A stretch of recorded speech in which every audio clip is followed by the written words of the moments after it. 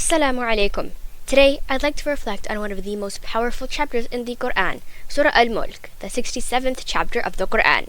The word Al-Mulk means the dominion, the kingdom, or absolute sovereignty. Right from the first verse, Allah introduces the central message. Blessed is he whose hand is in all dominion, and he is all over all things competent.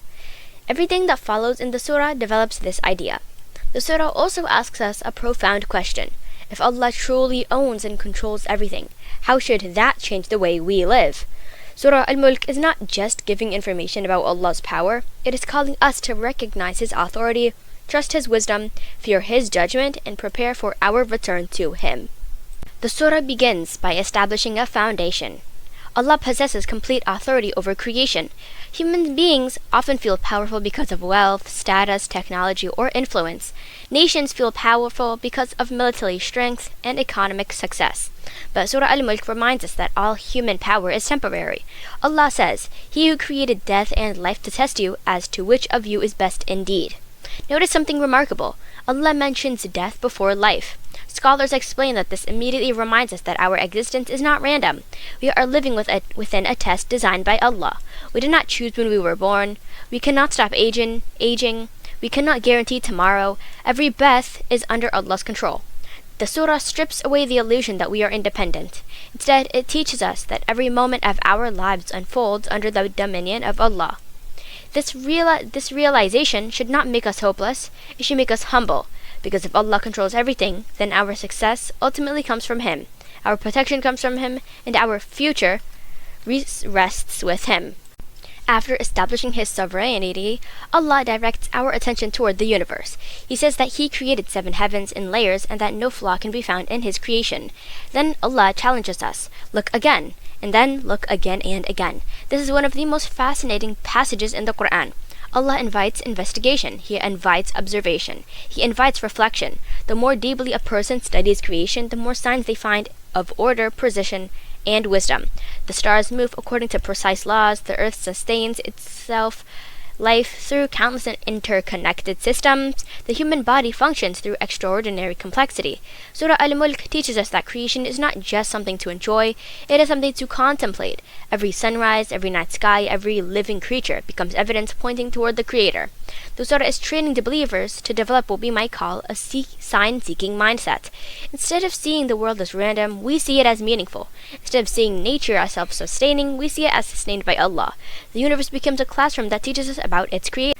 The surah then shifts from creation to accountability. If Allah is the owner of the universe, then He is also the judge of humanity. The surah vividly describes the people who denied the truth and are confronted with the consequences of their choices. One of the most striking moments occurs when the inhabitants of hell admit, "If only we had listened or reasoned, we would not be among the companions of the blaze." This confession teaches an important lesson. Their problem was not just a lack of information. Their problem was that they refused to listen sincerely and reflect honestly. Surah Al-Mulk repeatedly appeals to both hearing and intellect. Faith is not blind. The Qur'an constantly calls people to listen, think, reflect, and respond. The surah warns us that every person will eventually stand before Allah.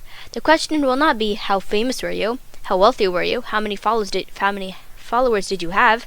The question will be, did you recognize your Creator? Did you live according to His guidance? Did you prepare for the meeting with Him? This is one of the central themes of the surah. Power belongs to Allah. Therefore, accountability is unavoidable. Although the surah contains powerful warnings, it also offers hope. Allah praises those who fear their Lord unseen. This refers to the people who remain conscious of Allah even when nobody else is watching. This is the essence of sincerity. Anyone can behave well when others are present. True faith appears when a person obeys Allah in private. The surah teaches that Allah knows what we say openly, what we hide internally, what we think, what we intend. Nothing escapes His knowledge. For some people this may sound frightening, but for believers it is also comforting.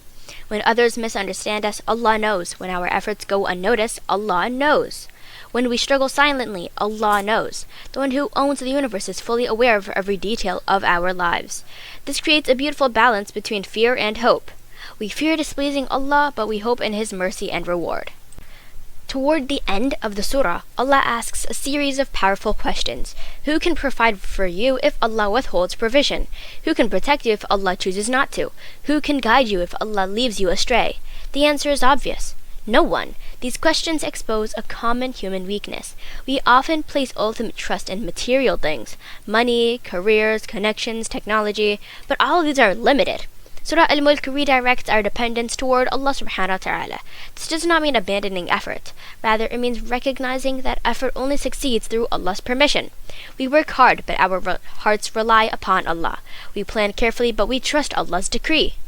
As we conclude, let's return to the opening verse. Blessed is he in whose hand is all dominion.